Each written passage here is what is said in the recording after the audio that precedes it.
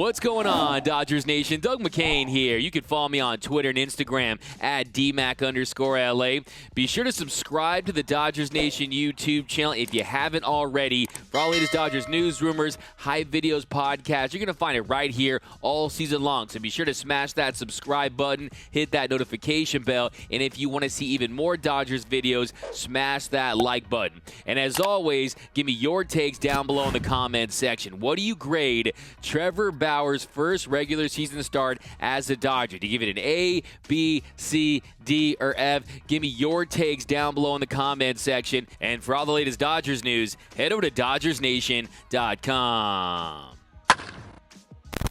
And a happy Catterday, Dodgers Nation. We're going to get to Trevor Bauer's dominating first regular season start as a Dodger in just a second, but you know we have to start with the Coors Cat. It was the 8th inning, and all of a sudden, a cat is loose on the field at Coors Field, and this cat broke the internet yesterday. Everyone was talking about this cat all over Twitter. You had Dodgers Nation tweeting out, better hair, Corey Seager or the Coors Cat. Then you got at Nerdy Dodger, like, I don't know, little cat dude, Tony is over there. Then I love this one. Regina George, she came back as a cat. You remember when the Cody Bellinger superfan stormed the field and hugged Cody a few years ago. And then the Dodgers tweet out a picture of the cat crossing Corey Seager saying, hello, kitty. Then how about this one? Belly cat, what are they feeding you? Belly cat, it's not your fault. That was my best Phoebe from Friends impression right there. Then I even got in the mix tweeting out Trevor Bauer didn't pitch a no-hitter, but the Coors Cat pitched a perfect game. I'll show myself out. I'll just show myself out, guys. But no, that cat is a legend. You guys had me rolling on Twitter last night, and I know Tony Gonsolin was happy to see that cat on the field. Look, like the Aristocat said, everybody wants to be a cat. Out to the bullpen to find Tony. This is unbelievable. Is it though? At this point. Oh, jeez. Oh, I just gonna take a little nap. Oh, my gosh, he's winded. Looking for an. And then after the game, Brooks Smith, one of the senior editors here at Dodgers Nation, he asked Dave Roberts if they're going to add the Rally Cat to the Dodgers taxi squad. Hey, Dave, any plans to add the Rally Cat to your taxi squad? You know, I don't know if that was a lynx, a cat. I don't know what that was. It kind of went right by me, and it was an aggressive size of a cat breed, but had some big old ears. But I'm glad, you know, those guys did a good job of retrieving it, rescuing it, and we got to play some baseball. But I don't see that's our Rally Cat in any time in the future.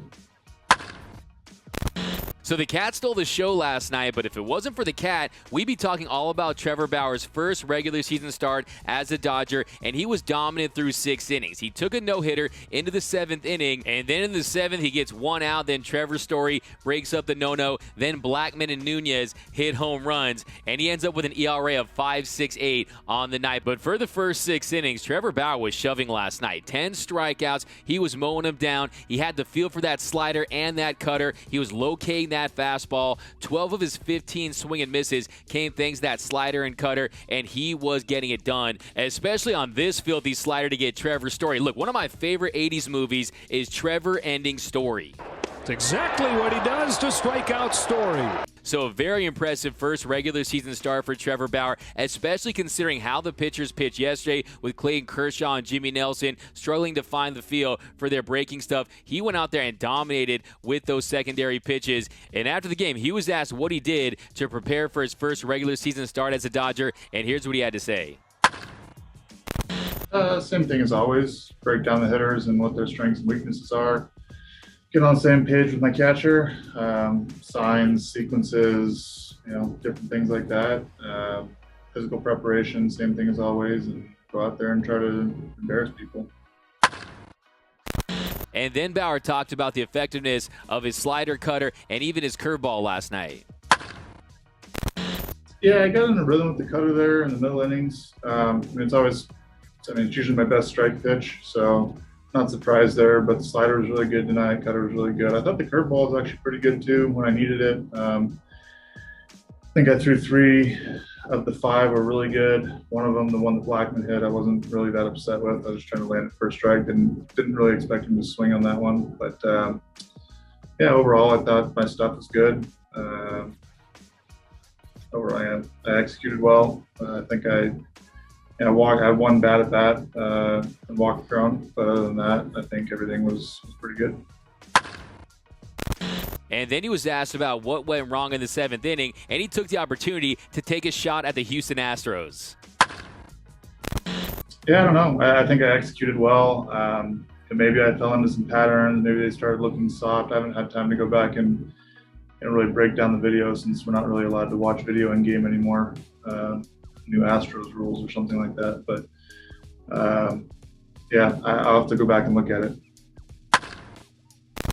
So if you're a Dodgers fan, you got to love that. A little Astros burn right there from Trevor Bauer. And then he was asked about the no-hitter he took into the 7th inning. Remember, it's only happened one time in Coors Field history, and that was by Hideo Nomo on September 17th, 1996. Nomo pitched a no-no at Coors Field, and he was rolling last night. He was cruising. The pitch count was low enough. He was on pace to pitch 112 pitches, and he's a guy that's proven that he can go deep into games. I don't think Doc would have pulled him at any point if the no-hitter was still intact, but you never know with Dave Roberts, but I think that he would have left him in there. And then Bauer was asked about the possibility of throwing a no-hitter at Coors Field, and if throwing a no-hitter is something he wants to accomplish in his career.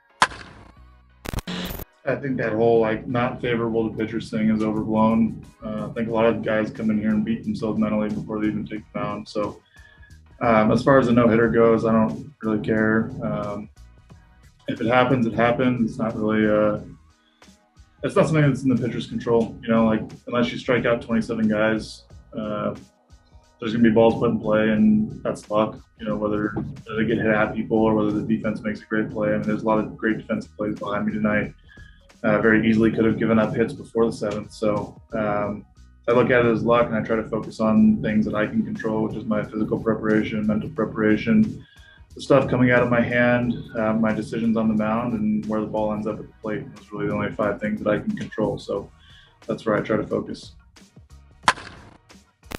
So I agree with Bauer there that a lot's out of your control when it comes to throwing a no-hitter, but I think all pitchers want to throw no-hitters. They want to throw perfect games. It's only been done 304 times in the game's history, but I do think the Dodgers are due for a no-hitter this season. I think Walker Buehler and Trevor Bauer are definitely capable of throwing a no-no in 2021. It hasn't happened since 2014. Clayton Kershaw, as far as an individual goes, of course, we did have the team no-hitter in 2018 with Walker Buehler, Tony Cingrani, Yimi Garcia, and Adam Liberatore. But Trevor Bauer was cruising at Coors. He looked dominant. Look, you get what you pay for. And last night, it looked like the Dodgers won't be having Bauer's remorse at any point this season. He looks like he's going to be the real deal with the Los Angeles Dodgers. He's got the run support. He's got everything he needs to be successful in Los Angeles. And I think he's only going to get better as the season goes along. But let me know down below in the comments. Give me your grade for Trevor Bauer last night. I'm going to give Trevor Bauer an A-. An A-